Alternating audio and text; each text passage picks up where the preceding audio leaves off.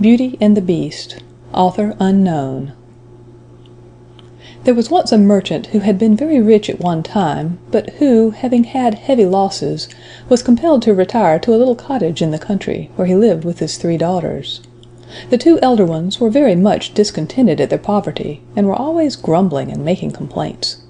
But the youngest one, who was called Beauty, and who was as amiable as she was handsome, tried all she could to comfort her father and make his home happy. Once, when he was going on a journey to try and mend his affairs, he called them around him, and asked them what he should bring them when he returned. The 2 elder ones wanted each a number of nice presents, but Beauty, kissing him sweetly, said she would be content with a rose. So, when the merchant was on his way back, he came to an elegant garden, of which the gate stood open, and thinking of Beauty's rose, he went in, and plucking a beautiful one, prepared to proceed on his journey. As he turned to go, he saw a hideous beast coming toward him, armed with a sword. This terrible creature reproached him for stealing his flowers, of which he was very choice, and threatened to kill him on the spot. The merchant begged for his life, and said that he had only taken a single one to please his daughter Beauty. On this the beast said gruffly, "Well, I will let you off, if you will bring one of your daughters here in your place, but she must come here willingly, and meanwhile you may stay and rest in my palace until tomorrow." But as you well may believe, the poor father did not feel much like eating or sleeping, although everything was done for his comfort, and in the morning the beast sent him home upon a beautiful horse. But though the birds sang around him, and the sun shone brightly, and all nature was smiling on his path, the heart of the poor merchant was heavy when he thought of his beloved daughters. When he came near his home, his children came forth to meet him, but seeing the sadness of his face, and his eyes filled with tears, they asked him the cause of his trouble. Giving the rose to Beauty, he told her all. The 2 elder sisters laid all the blame upon Beauty, who cried bitterly, and said that as she was the cause of her father's misfortune, she alone must suffer for it, and was quite willing to go. So Beauty got ready for the journey at once.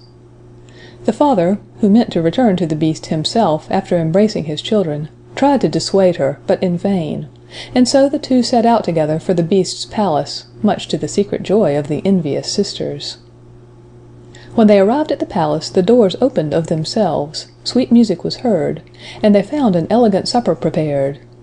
As soon as they had refreshed themselves, the beast entered, and said in a mild tone, "Beauty, did you come here willingly to take the place of your father?" "Yes, sir," she answered in a sweet but trembling voice. "So much the better for you," replied the beast. "Your father can stay here tonight, but he must go home in the morning." The beast then retired, giving Beauty so kind a look as he went out that she felt quite encouraged.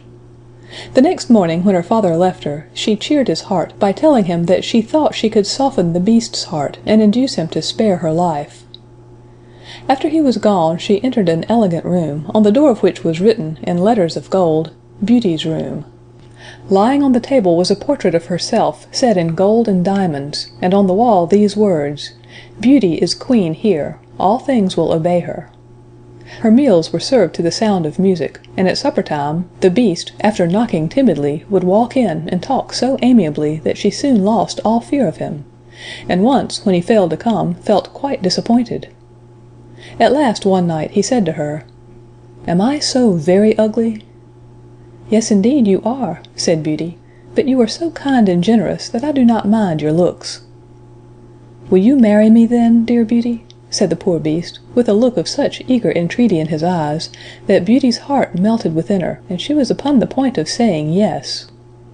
But happening to look towards him, at that moment her courage failed her, and turning away her head, she replied softly, "Oh, do not ask me." The beast then bade her good night, with a sad voice, and went away sighing as if his heart would break. The palace was full of rooms containing the most beautiful objects. In one room she saw a numerous troop of monkeys, of all sizes and colors. They came to meet her, making her very low bows, and treating her with the greatest respect. Beauty was much pleased with them, and asked them to show her about the palace. Instantly 2 tall and graceful apes in rich dresses placed themselves with great gravity, one on each side of her, while 2 sprightly little monkeys held up her train as pages. And from this time forth they waited upon her wherever she went, with all the attention and respect that officers of a royal palace are accustomed to pay to the greatest queens and princesses. In fact, Beauty was the queen of this splendid palace. She had only to wish for anything to have it, and she would have been quite contented if she could have had some company, for except at supper time she was always alone. Then the Beast would come in and behave so agreeably that she liked him more and more. And when he would say to her, "Dear Beauty, will you marry me?" in his soft and tender way, she could hardly find it in her heart to refuse him. Now, although Beauty had everything that heart could wish, she could not forget her father and sisters. At last, one evening she begged so hard to go home for a visit, that the Beast consented to her wish, on her promising not to stay more than 2 months. He then gave her a ring, telling her to place it on her dressing table when she wished either to go or return, and showed her a wardrobe filled with the most elegant clothes, as well as a quantity of splendid presents for her father and sisters. The poor Beast was more sad than ever after he had given his consent to her absence. It seemed to him as if he could not look at her enough, nor muster courage to leave her. She tried to cheer him, saying, "Be of good heart, Beauty will soon return." But nothing seemed to comfort him, and he went sadly away. Beauty felt very badly when she saw how much the poor Beast suffered. She tried, however, to dismiss him from her thoughts, and to think only of the joy of seeing her dear father and sisters on the morrow. Before retiring to rest, she took good care to place the ring upon the table, and great was her joy on awaking the next morning to find herself in her father's house with the clothes and gifts from the palace at her bedside. At first she hardly knew where she was, for everything looked strange to her, but soon she heard the voice of her father, and rushing out of the room threw her loving arms around his neck. Beauty then related all the kindness and delicacy of the Beast toward her, and in return discovered that he had been as liberal to her father and sisters. He had given them the large and handsome house in which they now lived, with an income sufficient to keep them in comfort. For a long time Beauty was happy with her father and sisters, but she soon discovered that her sisters were jealous of her, and envied her the fine dresses and jewels the Beast had given her. She often thought tenderly of the poor Beast, alone in his palace, and as the 2 months were now over, she resolved to return to him as she had promised. But her father could not bear to lose her again, and coaxed her to stay with him a few days longer, which she at last consented to do, with many misgivings when she thought of her broken promise to the lonely Beast. At last, on the night before she intended to return, she dreamed that she saw the unhappy Beast lying dead on the ground in the palace garden.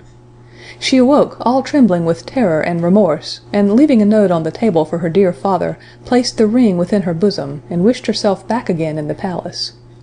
As soon as daylight appeared, she called her attendants and searched the palace from top to bottom, but the Beast was nowhere to be found. She then ran to the garden, and there, in the very spot that she had seen in her dream, lay the poor Beast, gasping and senseless upon the ground, and seeming to be in the agonies of death. At this pitiful sight Beauty clasped her hands, fell upon her knees, and reproached herself bitterly for having caused his death. "Alas, poor Beast!" she said, "I am the cause of this. How can I ever forgive myself for my unkindness to you, who were so good and generous to me and mine, and never even reproached me for my cruelty?" She then ran to a fountain for cold water, which she sprinkled over him, her tears meanwhile falling fast upon his hideous face. In a few moments the Beast opened his eyes, and said, "Now that I see you once more, I shall die contented." "No, no!" she cried. "You shall not die! You shall live, and Beauty will be your faithful wife."